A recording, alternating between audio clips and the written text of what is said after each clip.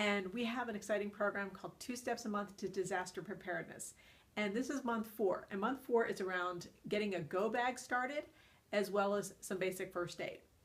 Now, once again, we're encouraging you to do this in community. So if you haven't already done so, look at the other months.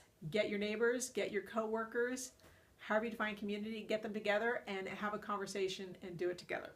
So step 1 is putting together the beginning of a go bag. And a go bag is pretty much a kit that if there's a disaster, you can pretty much grab your backpack, run out the door, and it's going to supply the basic things that you're going to need to stay comfortable for a couple of days.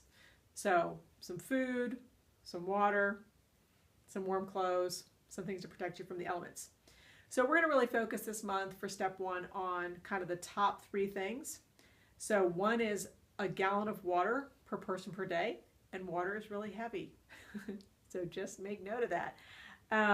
Some high energy bars or something that's kind of nutrient dense, that's going to kind of fill you up but also give you some energy. So energy bars are an easy way for people to do.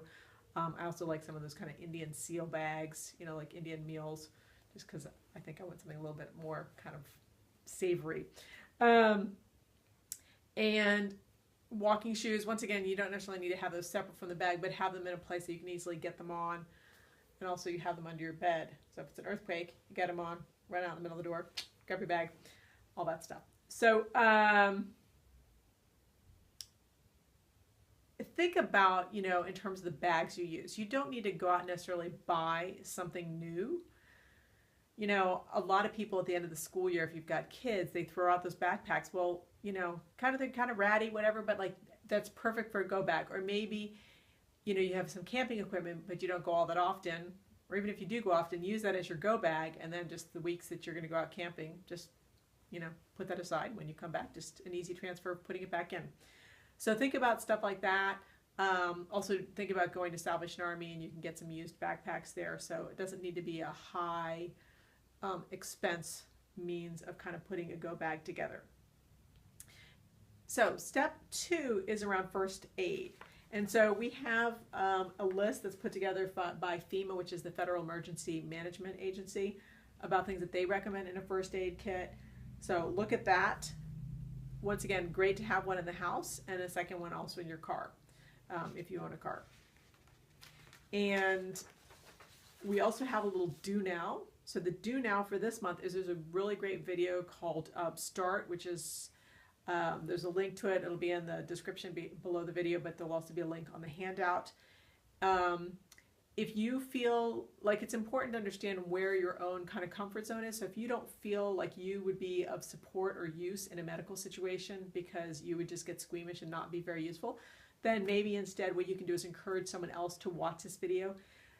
In the video, they use these little tags to indicate whether it's an immediate situation where it's life-threatening or it's delayed, like a broken bone, which is dangerous. It definitely needs to be treated, but you know, that's not as important as someone who's you know, got some of these other issues. So once again, you're probably not going to have these little tags that you can put on different victims. So think about what you have. So maybe you got lipstick, or maybe you have a pen, and so instead of having the little tags, you could write on I for intermediate or D for delayed.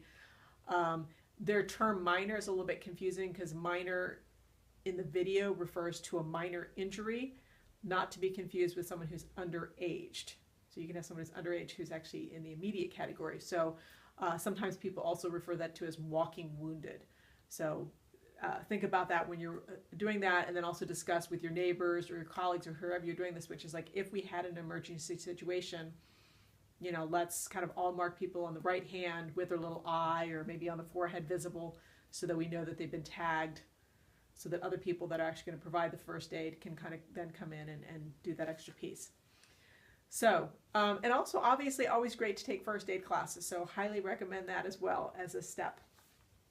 So we can do this to become more prepared. It's a great thing to do in your community. Have conversations, and once again, together, we can do it. 2 Steps a Month is a project of the Richmond Rivets, a transition town initiative in Richmond, California, dedicated to helping our community and beyond live more locally and resiliently. We also have a seed lending library in the Richmond Public Library where members of the community can borrow seeds for free.